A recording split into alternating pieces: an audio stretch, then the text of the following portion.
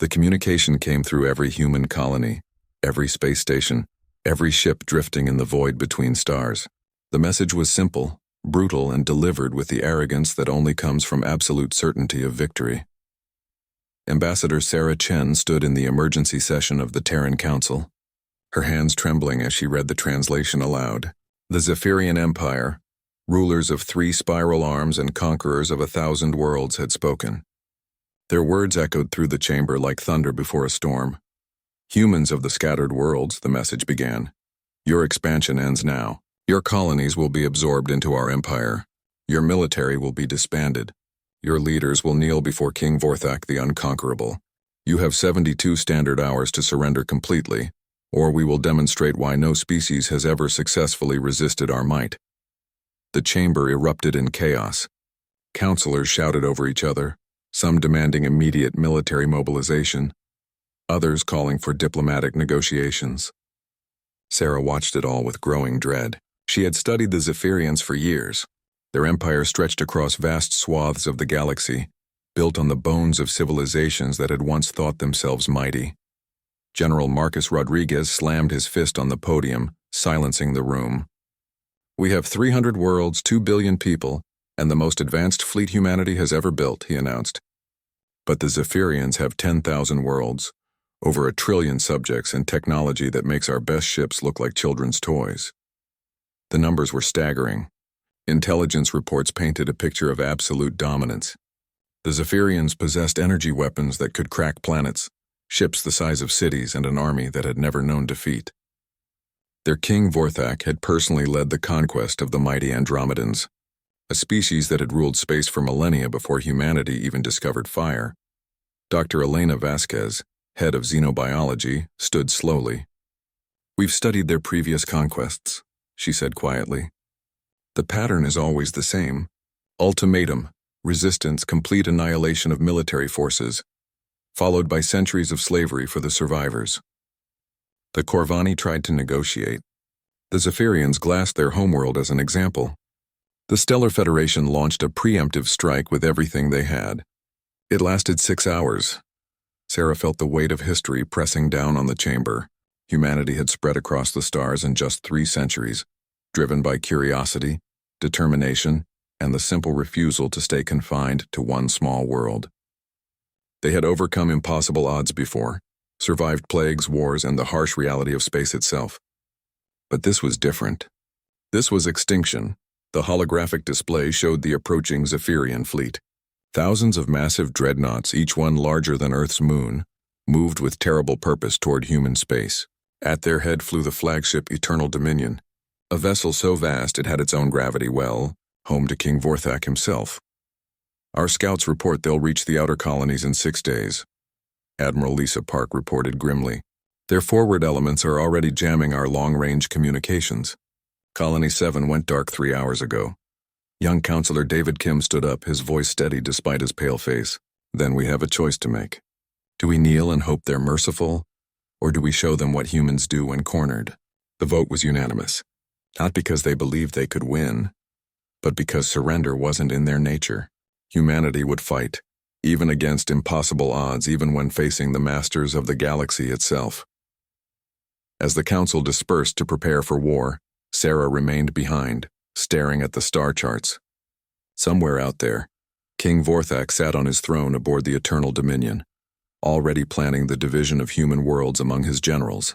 He had conquered species far older and more advanced than humanity. He commanded weapons that could shatter solar systems and armies that numbered in the billions. But Sarah remembered something from her studies of human history. Every tyrant, every empire, every conqueror who had ever declared themselves unconquerable had eventually learned the same hard lesson. The Roman Empire had seemed eternal until it fell. Napoleon had seemed unstoppable until he met his match. Hitler had claimed a 1,000-year Reich that lasted barely 12 years. The universe was vast and full of powers beyond human comprehension. The Zephyrians were indeed mighty, their king truly terrible in his strength. But they had made one crucial mistake in their calculations. They had studied human technology, human numbers, human military capabilities. They had measured everything that could be quantified and found humanity wanting. What they hadn't measured was the human spirit. They didn't understand the fury of a species that had clawed its way up from primitive hunters to masters of faster-than-light travel. They couldn't comprehend the rage of a people who had survived ice ages, world wars, and the bitter cold of space itself. As emergency broadcasts went out across human space, calling every able-bodied person to arms, Sarah made her own preparations. She would not live to see the outcome of this war. Of that she was certain. The Zephyrians were too powerful, their victory too assured. But she would ensure that every moment of human resistance was recorded, every act of defiance documented. Future species would study this conflict and learn about the small, stubborn race that had dared to say no to the masters of the galaxy. They would read about the humans who chose to fight rather than kneel, who picked up weapons even when faced with certain death. King Vorthak would have his victory. But Sarah suspected he would pay a price for it that no Zephyrian ruler had ever imagined. Humanity might die, but they would not die quietly, and they would not die alone. Captain James Harrison watched through the viewport of the UES Defiance as the Zephyrian fleet emerged from hyperspace. Even prepared for the sight, the scale took his breath away. The enemy ships stretched across space like a mechanical constellation, their hulls gleaming with energy shields that pulsed like heartbeats. "My God," whispered Lieutenant Torres from the navigation station. "How do we even begin to fight something like that?" The Eternal Dominion dwarfed everything around it, a moving city of black metal and glowing weapons arrays. Smaller ships swarmed around it like insects around a giant, each one still larger than the biggest human dreadnought. The sight should have been demoralizing, but Harrison felt something else entirely. "All ships, this is Admiral Park," came the voice over the comm. "Remember, we're not here to win a conventional battle. We're here to send a message. Show them what humans do when we're angry." The human fleet was pathetically small by comparison. 300 ships against thousands, cobbled together from military vessels, converted cargo haulers, and civilian craft, armed with whatever weapons they could carry. Miners had volunteered their asteroid-breaking charges. Cargo pilots flew ships loaded with nuclear warheads. Even luxury yachts had been fitted with torpedo tubes. Harrison's own ship was a testament to human stubbornness. The Defiance had been a mid-range cruiser before the engineers got their hands on it. Now it bristled with experimental weapons, its armor reinforced with salvaged materials, its power core pushed far beyond safe operating parameters. It would probably tear itself apart in the first major engagement. But it would take enemies with it. "Incoming transmission," reported Communications Officer Reed. "It's from the Zephyrian flagship." The main screen flickered, revealing the throne room of the Eternal Dominion. King Vorthak sat upon a crystalline throne that seemed to pulse with inner light, his scaled form draped in robes that shifted color like oil on water.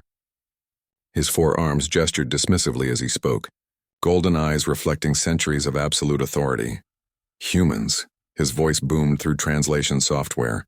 "I am King Vorthak, conqueror of the 7 spiral arms, "Breaker of the Andromedan Empire, lord of a trillion souls. Your pathetic fleet amuses me. Stand down now, and I will allow your leaders to die quickly.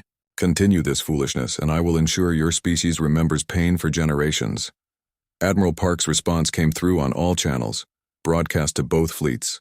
"King Vorthak, this is Admiral Lisa Park of the Terran Defense Force. I have a message from humanity."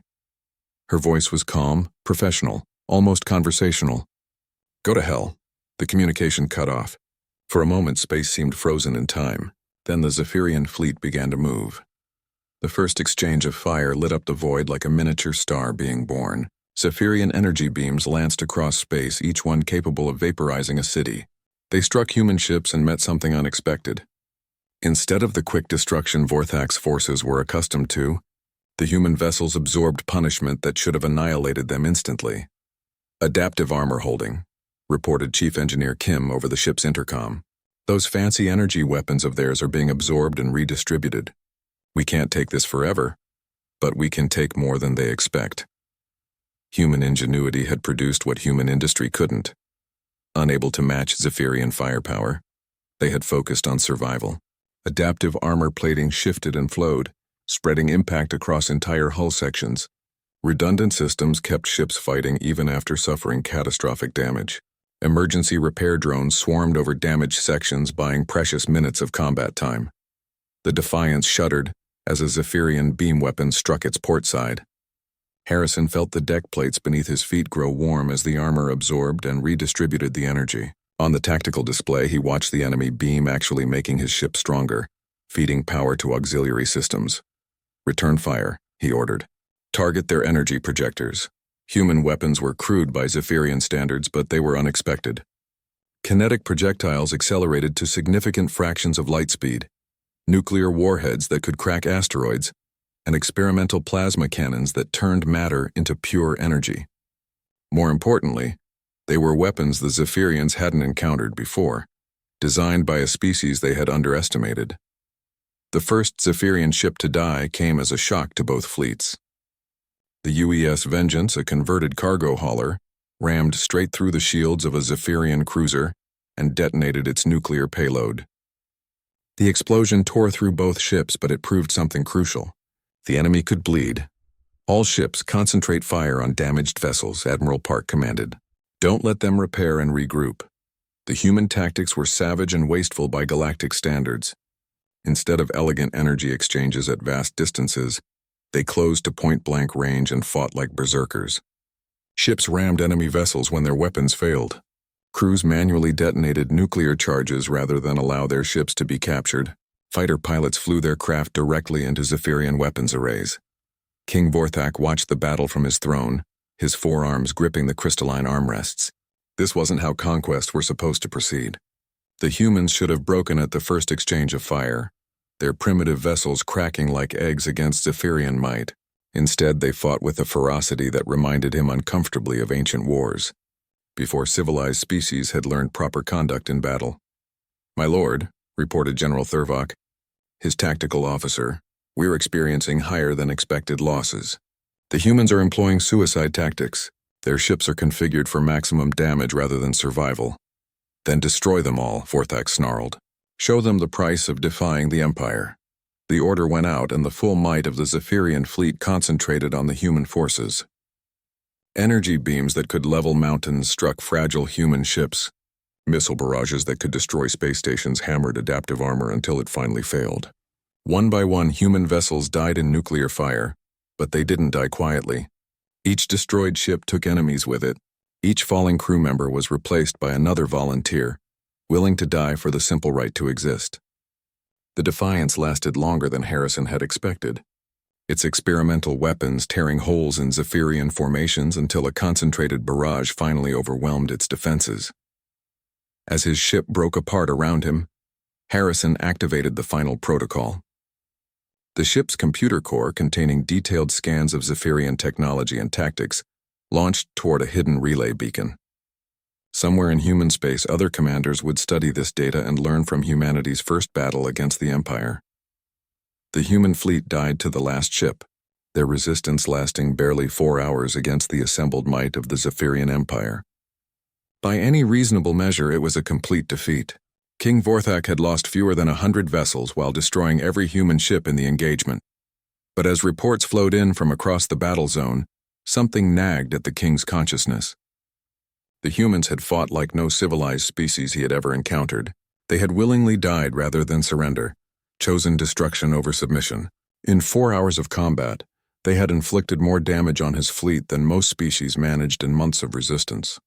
Standing alone in his throne room, King Vorthak stared at the tactical reports and wondered if perhaps he had underestimated these strange, violent primitives. Then he dismissed the thought. No species could stand against the full might of his empire. The humans would learn this lesson, just as all the others had before them. Colonel Sarah Mitchell crouched in the ruins of New Geneva, watching Zephyrian occupation forces patrol the devastated streets. 3 months had passed since the fall of the outer colonies, and King Vorthak's armies had swept through human space like a plague. Colony after colony had fallen, their populations either enslaved or eliminated. But the Zephyrians were learning that conquering human worlds was easier than holding them. The underground resistance network stretched across 50 occupied worlds, connected by smuggled quantum communicators and sustained by pure hatred. Sarah commanded one cell of what the Zephyrians had begun calling the Terran Plague, humans who refused to accept defeat and instead turned their worlds into nightmares for the occupying forces. Movement, 2 blocks north. whispered Sergeant Rodriguez through her earpiece. Looks like another patrol heading for the medical center. Sarah smiled grimly.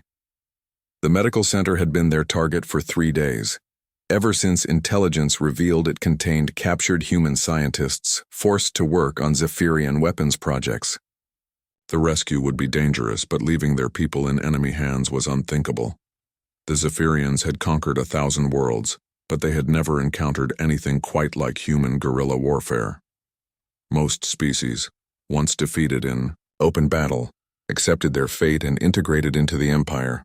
They followed the established protocols of conquest: surrender, subjugation, gradual absorption into Zephyrian society. Humans didn't follow protocols.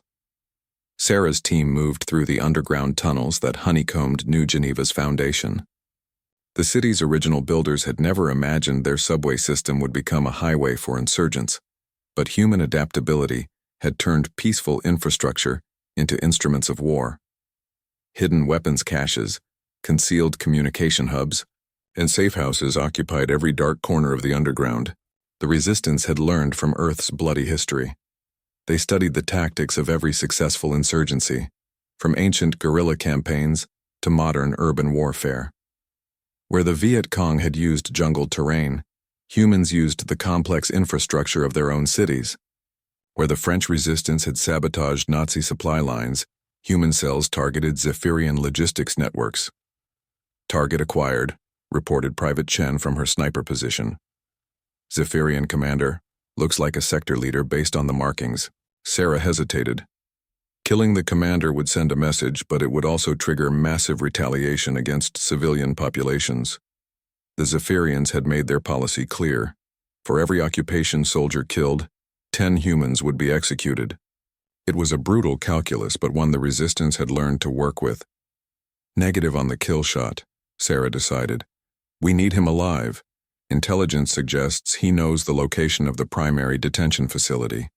The capture took place in a carefully orchestrated chaos.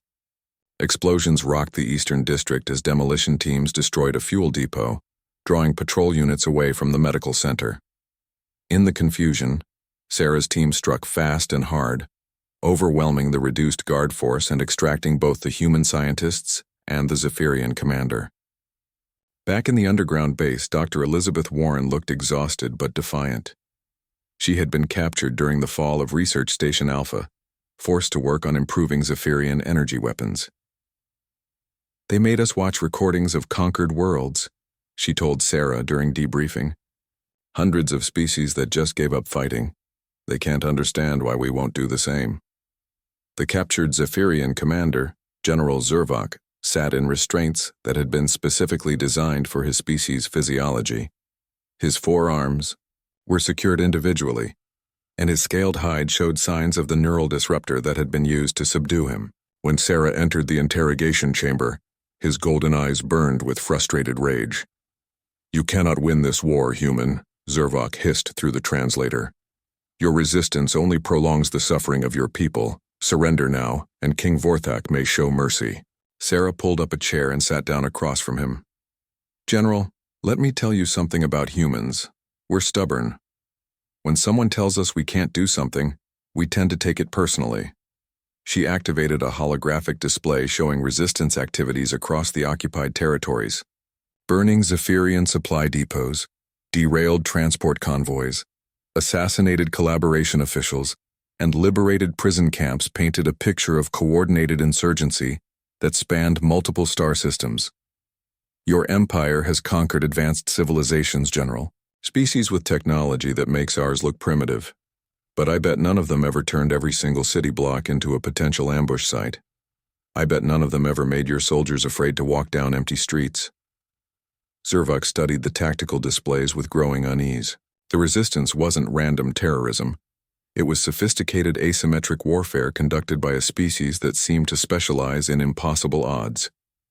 Every Zephyrian weakness had been identified and exploited. Supply lines that had never been threatened in previous conquests were under constant attack. Communication networks that had served the Empire for centuries were being systematically compromised. This is madness, he said finally. You cannot defeat the Empire through these tactics. We have billions of soldiers, unlimited resources, weapons that can destroy planets. Sarah leaned forward. You're right, General, we can't beat your empire in a fair fight, so we're not going to fight fair. She gestured to another display showing casualty reports. In 3 months of occupation, you've lost more soldiers than in the previous 5 conquests combined. Your supply costs have tripled. Your commanders are requesting transfers to safer sectors. The truth was becoming clear to military strategists throughout the Zephyrian Empire. Humans didn't just resist conquest. They made conquest prohibitively expensive. Every occupied world required massive garrison forces. Every supply convoy needed heavy escort. Every administrative building needed fortress-level security. Dr. Warren rejoined the conversation, her scientific mind focused on the larger strategic picture. General, your species has built an empire based on the assumption that conquered populations will eventually accept integration. You provide better technology, improved living standards, and galactic citizenship in exchange for submission. It's actually a fairly reasonable arrangement for most species. Then why do you resist? Zervok asked, genuine confusion in his voice. Sarah and Dr. Warren exchanged glances. How could they explain the fundamental human concept that some things were worth more than security, comfort, or even survival? How could they make an imperial citizen understand that freedom wasn't something humans traded away, regardless of the price offered? Because we're human, Sarah said simply. We don't kneel. Reports from the underground resistance were reaching the free human territories, carrying news that lifted spirits and hardened resolve. The occupied worlds weren't lost.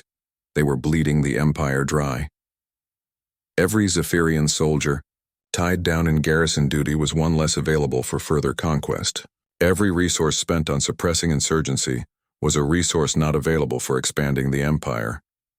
King Vorthak's grand plan of swift conquest and integration was becoming a grinding war of attrition against an enemy that refused to accept defeat. The humans were teaching the galaxy a lesson that had been forgotten among the stars. Sometimes the small and stubborn could make themselves too expensive to defeat. As Sarah prepared for the next operation, she thought about the message they were sending across the galaxy.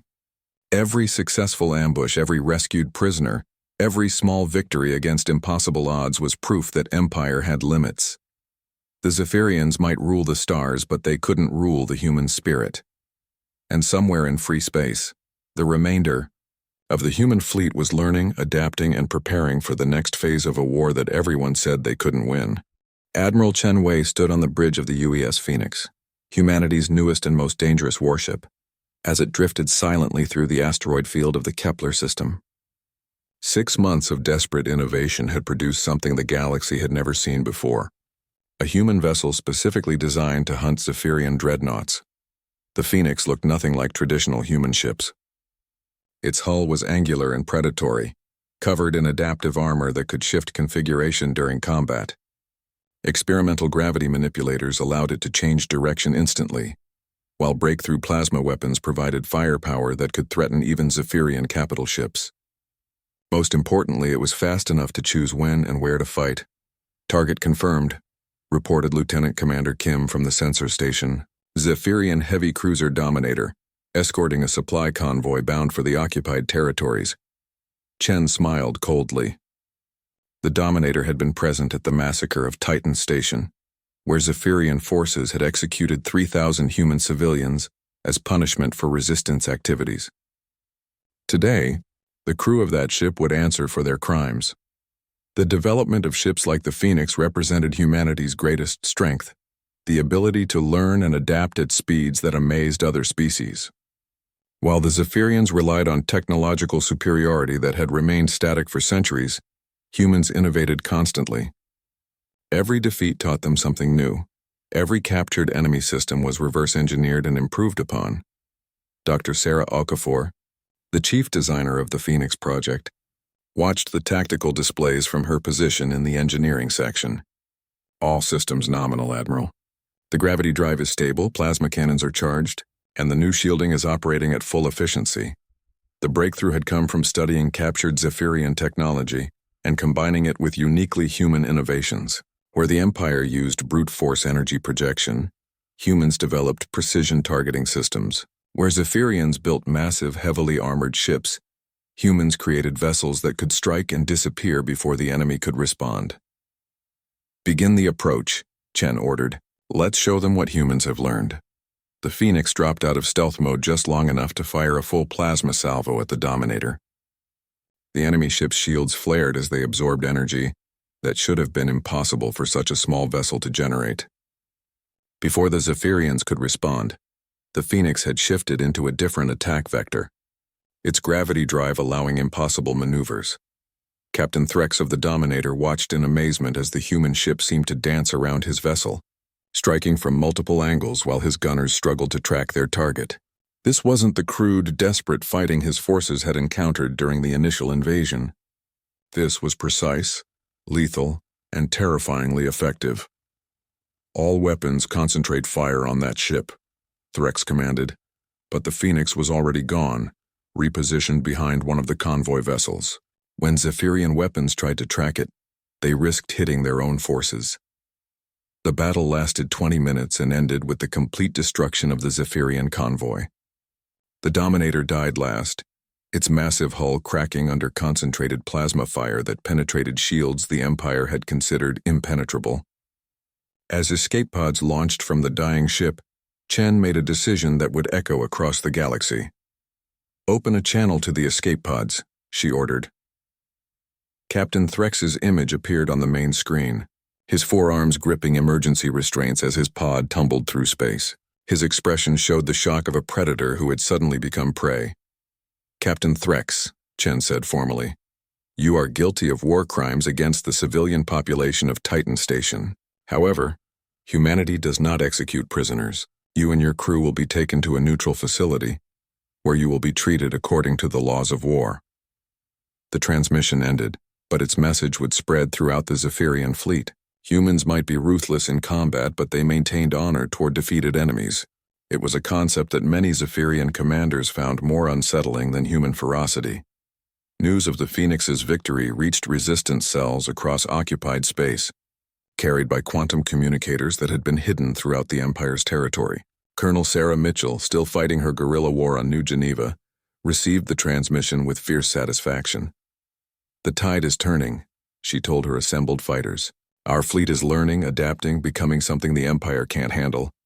Every day we hold out here, our people in free space become stronger." The psychological impact was enormous. For the first time since the war began, a human vessel had defeated a major Zephyrian warship in single combat.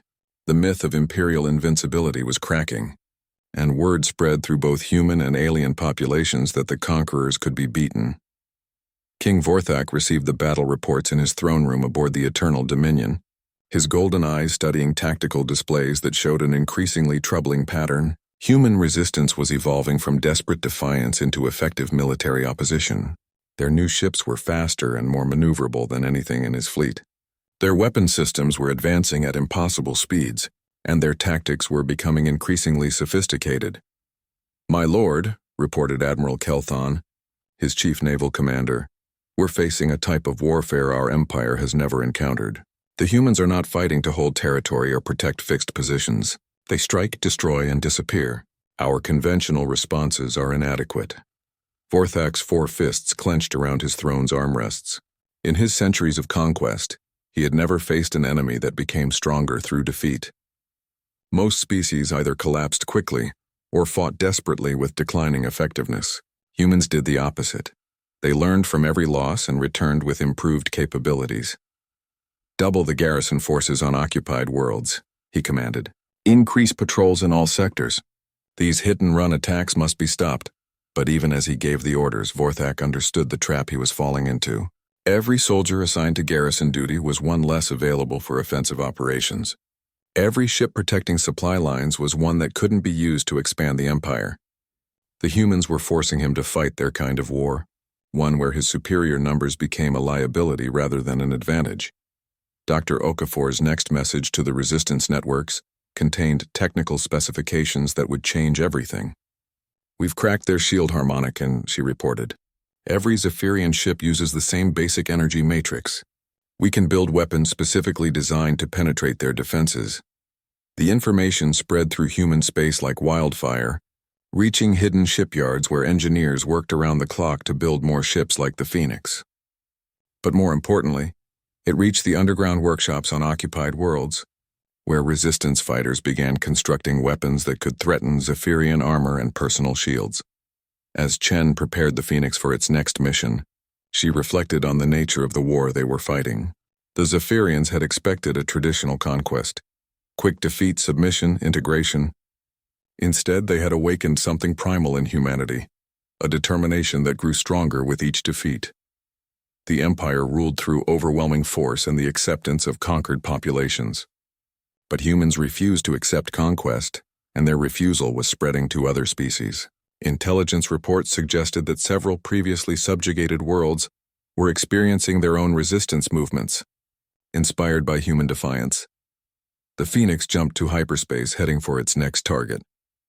Behind it, the wreckage of the Dominator drifted silently through space, a monument to the changing nature of the war. The Zephyrian Empire was learning what every tyrant eventually discovered. Sometimes the smallest enemy can become the most dangerous, especially when they refuse to give up. King Vorthak's grand conquest was becoming humanity's Academy of War, and the students were proving to be very quick learners indeed. 3 days after initial contact, Dr. Chen led a small galactic delegation on what she called a standard environmental tour of Earth. Despite their advanced environmental suits and every safety precaution possible, the alien visitors were about to witness something that would fundamentally challenge their understanding of what life could endure. Commander Zarath and Dr. Kessela followed, Chen and her team across what humans casually called a temperate forest. The readings on their environmental scanners were alarming. Humidity levels that would corrode most galactic technology, atmospheric pressure variations that indicated unstable weather systems, and radiation levels from the unshielded star above that exceeded safety protocols. Dr. Chen, Zarath said through her communicator, our readings indicate several environmental hazards in the immediate area. Are you certain it's safe to proceed? Chen paused and checked a small handheld device. Weather looks stable for the next few hours. Temperatures holding steady around 22 degrees. Humidity at 70%, wind speeds normal. Pretty comfortable day, actually. Dr. Kessela's crystalline form flickered with nervous energy. Commander, she's describing conditions that would be classified as severe environmental stress by council standards, and she's calling them comfortable. As they moved deeper into the forest, the galactic delegation witnessed something that defied all their preconceptions about planetary ecosystems. The diversity of life was staggering. Massive organisms that humans called trees stretched hundreds of meters into the toxic atmosphere, their surfaces directly exposed to corrosive oxygen and unfiltered radiation. Smaller organisms moved freely through the environment, showing no signs of distress from conditions that would be lethal to most known species. Dr. Chen, Dr. Kessela said, these life forms appear to be thriving in conditions that should prevent complex biological development. How is this possible? Evolution is pretty amazing, Chen replied. Life here has had billions of years to adapt to Earth's conditions. What seems extreme to you is perfectly normal for our biosphere. They paused beside what Chen identified as a stream, liquid water flowing freely across the planet's surface, uncontained and unprocessed. Dr. Kessela took readings and immediately activated her emergency protocols. Commander, that liquid contains dissolved minerals, organic compounds, and microscopic life forms. It's completely unfiltered. Chen knelt beside the stream and cupped some water in her hands. Before the horrified delegation could stop her, she drank it directly. Dr. Chen, Zarath exclaimed. That liquid hasn't been processed or sterilized. Chen wiped her hands on her clothing and smiled. It's just stream water. Probably cleaner than what comes out of most taps in our cities. We've been drinking from natural sources for hundreds of thousands of years. The casual act of consuming unprocessed planetary liquids left the delegation speechless. According to every galactic protocol, Chen had just exposed herself to potentially lethal contamination. Yet she showed no signs of distress or concern. Dr. Kessela was running continuous biological scans of the human delegation. Commander, their vital signs remained completely stable despite constant exposure to environmental hazards. Their immune systems appear to be actively processing atmospheric and biological contaminants without any apparent strain. The tour continued to a human settlement that Chen described as a small research station. The buildings were constructed of materials that incorporated local resources, wood from the massive atmospheric exposed organisms, stone quarried directly from the planet's unstable crust, and metal alloys designed to resist the corrosive effects of the high oxygen environment. This settlement supports about 200 researchers, Chen explained as they approached the main buildings. They're studying local ecosystem dynamics and developing new environmental technologies. Zarath observed humans working outside the buildings, exposed to the full force of Earth's environmental hazards. Some were engaged in construction activities, others in what appeared to be agricultural work with the planet's indigenous life forms. They're working directly with their hands, Dr. Kesala observed. No protective equipment, no environmental barriers. Commander, they're manipulating potentially contaminated biological materials without any safety protocols. That's Dr. Williams, Chen said, indicating a human who was transplanting small organisms from one location to another. She's our lead botanist. She's developing new crop varieties that can thrive in challenging conditions. Dr. Williams approached the group, her hands covered in what appeared to be organic soil matter. She gestured enthusiastically as she explained her work. We're working on plants that can survive in extreme environments. High salinity, low water, intense radiation. The goal is to expand food production into areas that are currently considered too harsh for agriculture. The irony wasn't lost on the galactic delegation. Humans were developing crops to survive in conditions that they considered harsh, while working in an environment that would be classified as uninhabitable by galactic standards. As the day progressed, the delegation witnessed humans engaged in activities that challenged every assumption about the limits of biological adaptation. They watched children playing games in the toxic atmosphere, elderly individuals maintaining gardens of complex organisms, and workers constructing infrastructure designed to withstand environmental stresses that would destroy most galactic technology. Dr. Chen, Zarath said during a rest period, we're beginning to understand that your species represents something unprecedented in galactic history. But we must ask, are there environmental limits for humans? Conditions that would be challenging even for your species? Chen considered the question carefully. Of course. We can't survive in vacuum, obviously. Extreme temperatures, both hot and cold, are dangerous. Certain chemical environments are toxic even for us. Deep ocean pressures, volcanic activity, severe radiation exposure. Dr. Kesala was taking notes rapidly. Could you quantify these limits? Well, unprotected exposure to space is fatal within minutes. Temperatures above 50 degrees Celsius or below -40 are dangerous for extended periods. Water pressure more than about 10 times atmospheric pressure. Direct exposure to volcanic gases or molten rock. Zarath's mandibles clicked as she processed the information. The conditions humans described as lethal were still within ranges that some galactic species might consider survivable, with basic protection. But the conditions humans considered normal would be lethal to those same species even with advanced environmental suits. As they returned to the research facility, Dr. Chen asked, Commander, what are the most challenging environments your species have encountered?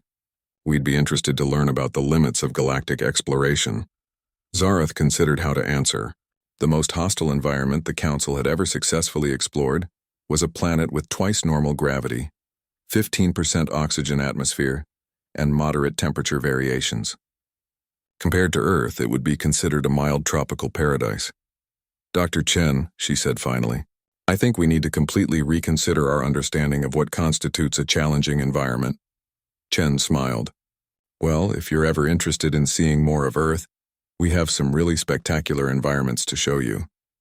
The deep ocean, high mountain regions, polar zones, volcanic areas, some of our most beautiful and scientifically interesting locations. The delegation exchanged glances. Earth's spectacular environments would likely represent conditions beyond the survival capabilities of any known galactic species.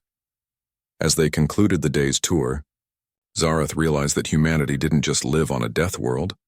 They had made it into a garden of unimaginable diversity and beauty, thriving in conditions that redefined the very concept of what life could achieve. The emergency session of the Galactic Council convened in virtual space. with representatives from 47 member species participating via quantum communication. Commander Zareth stood before the assembled delegates, her report from Earth having sent shockwaves through the entire galactic community. Council Speaker Vorthak, an ancient being whose species had been spacefaring for over 10,000 years, addressed the assembly. Commander Zareth, your preliminary report suggests the discovery of a species living in conditions that our xenobiological experts consider impossible for complex life. Please present your detailed findings. Zareth activated the holographic display, showing comparative environmental data between Earth and standard habitable worlds. A collective murmur of disbelief rippled through the assembly as the numbers appeared. Honored council members, I present the planet designated Earth, home to a species calling themselves humans. Environmental parameters include gravity at 9.8 standard units, atmospheric oxygen at 21%, surface radiation levels exceeding safety protocols for all known species, and atmospheric pressure variations indicating severe weather instability. Representative Calithin of the Ethereal Collective spoke first. Commander, these readings must be in error. No complex life could evolve under such conditions, let alone develop intelligence and technology. Dr. Casala, participating as scientific advisor, responded, Honored Representative, we verified all readings multiple times using independent sensor arrays. Furthermore, we have had direct contact with the human species. They not only survive these conditions, they thrive in them. The council chamber erupted in discussion. Species representatives switched to private channels, their translation matrices struggling to keep up with the volume of communication. High researcher Meldana of the Academic Consortium demanded specifics. What evidence do you present that these beings are truly intelligent? Perhaps they are simply highly adapted primitive organisms? Zareth displayed recordings from the Human Research Facility. They have achieved spaceflight, developed advanced material science, created sophisticated medical technology, and demonstrated understanding of galactic communications protocols. They prepared comprehensive safety accommodations for our delegation, anticipating our environmental needs despite never having met other species. The recording showed humans working with complex technology in the open atmosphere of their planet, constructing equipment designed to withstand environmental stresses that would destroy most council technology. Representative Thanecore of the Engineering Guild studied the data carefully. Their material science appears highly advanced. These alloys they've developed to resist atmospheric corrosion. We have nothing comparable in our databases. That's not the most remarkable aspect, Dr. Casala continued. They've developed their entire technological civilization around cooperating with their extreme environment, rather than protecting themselves from it. Their approach to engineering is fundamentally different from any known galactic methodology. Council Speaker Vorthak called for order. Dr. Casala, are you suggesting that their technological development model could have applications for council species? More than that, honored Speaker. The humans have offered to assist with environmental challenges that have been considered unsolvable.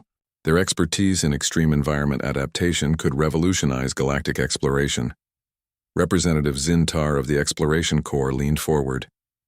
Explain the implications for planetary survey protocols. Zareth highlighted a new set of data.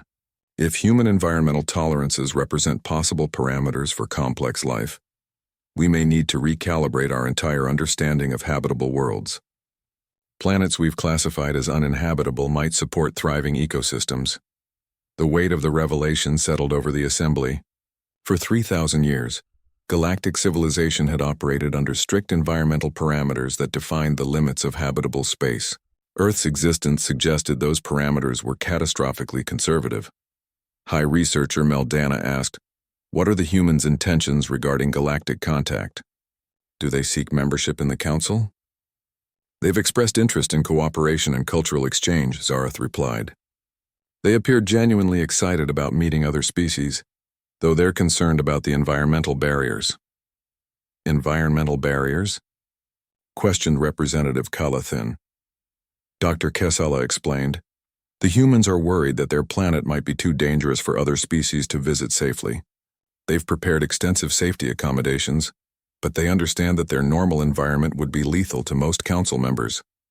The irony wasn't lost on the assembly. The humans, living on the most hostile planet ever discovered, were concerned about the safety of visitors from technologically advanced civilizations. Tactical advisor Sen Kar of the Defense Directorate raised a different concern. What are the military implications? A species adapted to survive in extreme conditions might possess significant strategic advantages. Zarath had anticipated this question. The humans appear to be genuinely peaceful. Their technology is focused on environmental adaptation and life support, rather than aggressive applications. However, their physical and technological adaptations to extreme conditions would indeed provide significant advantages in hostile environments. Council Speaker Vorthak asked the crucial question. Commander, what is your recommendation regarding formal contact protocols? Zarath took a moment to consider her response. Honored Speaker, I recommend immediate establishment of formal diplomatic relations. The humans represent opportunities for advancement in environmental science, materials engineering, and exploration capabilities that could benefit all Council species. However, I also recommend extreme caution regarding direct planetary contact. Earth represents environmental conditions that would be lethal to most of our species. Representative Thanecore spoke up. Could the humans serve as intermediaries for exploration of previously classified uninhabitable worlds? That possibility has been discussed, Zarath confirmed. The humans have expressed willingness to assist with environmental challenges. They appear to view such cooperation as natural neighborly behavior. The council session continued for several hours, with representatives grappling with the implications of humanity's existence. The discovery challenged fundamental assumptions about life, technology, and the limits of environmental adaptation. Finally, Council Speaker Vorthak called for preliminary recommendations. This council recognizes the unprecedented nature of contact with the human species. We authorize continued diplomatic engagement, establishment of formal communication protocols, and initiation of scientific exchange programs. However, Vorthak continued, direct planetary contact with Earth shall be limited to specially equipped expeditions with comprehensive safety protocols. The planet shall be classified as unique, pending development of new classification standards. As the session concluded, Zarath realized that humanity's entrance into galactic civilization would fundamentally change how the galaxy understood life itself. The humans had accomplished something that galactic science had deemed impossible. They had turned a Deathworld into a home. 6 months after first contact, the joint Human Galactic Research Station New Horizons orbited Earth at a safe distance, serving as humanity's first diplomatic embassy to the galaxy. The station represented a remarkable feat of cooperative engineering, combining human expertise in extreme environment adaptation with galactic technology for space. Construction. Commander Zarath reviewed the progress, reports with a mixture of amazement and professional satisfaction. The partnership with humanity had already yielded breakthroughs that were revolutionizing galactic science and exploration. Dr. Kessela materialized beside her in the observation lounge, her crystalline form glowing with excitement. Commander, the latest results from the Joint Atmospheric Research Project are extraordinary. Human insights into gas mixture dynamics have allowed us to develop life support systems that are 60% more efficient than our previous technology. Through the viewport, Earth rotated slowly below them, its blue and green surface still a source of wonder for the galactic delegation. What had once seemed like a hostile death world now appeared as a vibrant testament to the adaptability of life. What's the status of the Planetary Survey Recalibration Project? Zarath asked. Beyond our most optimistic projections, using human environmental tolerance parameters, we've identified over 300 previously dismissed worlds that may support complex life. The Exploration Corps has already dispatched survey missions to 12 of them. The implications continue to unfold across the galaxy. Species that had been confined to narrow environmental ranges were discovering new possibilities for expansion and exploration. The humans' approach to environmental cooperation rather than conquest had opened doors that galactic civilization hadn't even known existed. Dr. Chen entered the lounge, moving with the easy grace that still amazed alien observers. Despite the station's artificial gravity being set to comfortable galactic standard, roughly 60% of Earth normal, she navigated the reduced gravity environment with characteristic human adaptability. Commander Zarath, Dr. Kessela, Chen greeted them warmly. I have updates from the Earth-based research teams. Over the past months, human scientists had been working with galactic researchers to develop new technologies and methodologies. The collaboration had proven remarkably fruitful, combining human environmental expertise with galactic theoretical knowledge. The atmospheric processing team has successfully developed filters that allow council species to visit Earth's surface for limited periods, Chen reported. We've managed to create portable life support systems that can handle Earth's atmospheric composition while providing safe breathing environments for galactic species. Zarath's mandibles clicked with interest. Successful field tests? Preliminary trials went perfectly.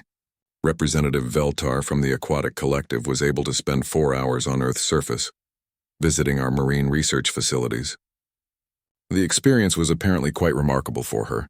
She'd never seen such biodiversity in natural aquatic systems. Dr. Kessela flickered with curiosity. How did she respond to Earth's ocean environments? Chen smiled.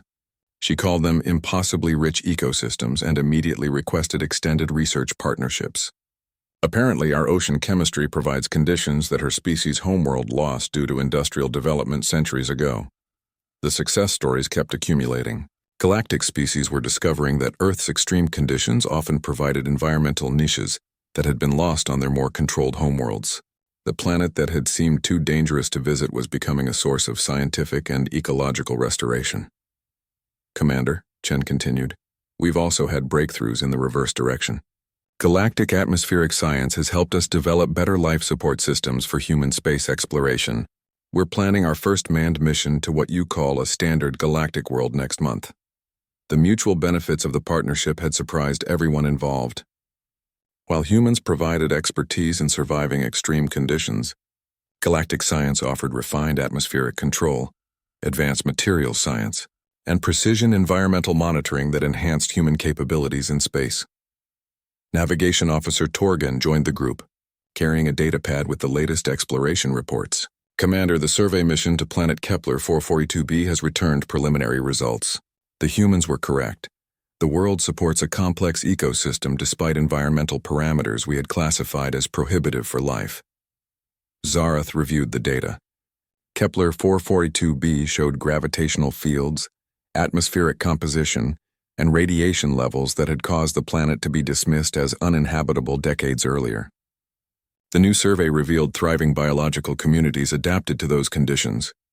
How many similar worlds are we likely to discover? She asked. Based on current modeling, Torgan replied, potentially thousands. The humans have fundamentally changed our understanding of the environmental ranges that can support complex life. Dr. Chen looked out at Earth, her expression thoughtful. Commander, there's something we need to discuss about long-term implications. What concerns you, Dr. Chen? We're starting to receive communications from other human populations who want to participate in galactic contact. Earth has a population of over 8 billion humans, representing thousands of different cultures and approaches to environmental adaptation. The number still staggered the galactic delegation. Most inhabited worlds in the galaxy supported populations in the millions. Earth's teeming billions represented a concentration of intelligence and cultural diversity, unlike anything in known space. Are you concerned about cultural conflicts? Zarath asked. Not conflicts exactly, but diversity. Different human populations have developed different approaches to surviving in various Earth environments. Desert peoples, Arctic communities, island nations, mountain cultures. Each group has specialized knowledge that could contribute to galactic science in different ways.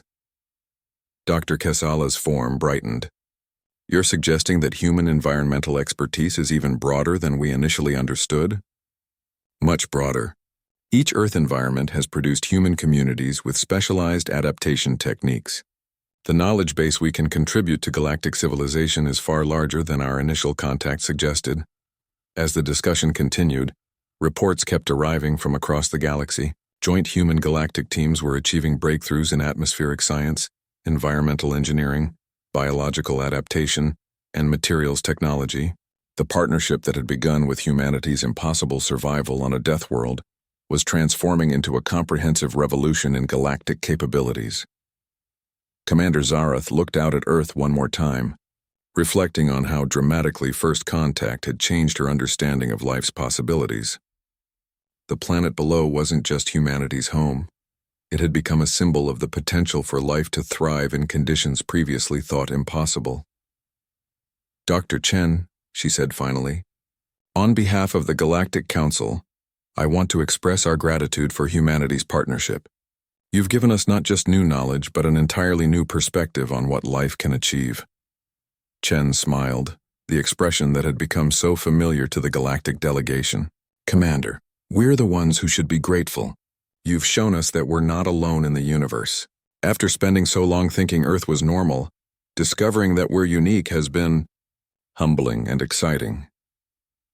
As New Horizons continued its orbit around the impossible blue world that humanity called home, both species looked forward to a future where the phrase, uninhabitable world, would need to be completely redefined. The galaxy had become a much larger, more diverse, and more hospitable place than anyone had ever imagined. Earth wasn't a death world after all. Earth was the death world, the one that had taught life how to thrive anywhere.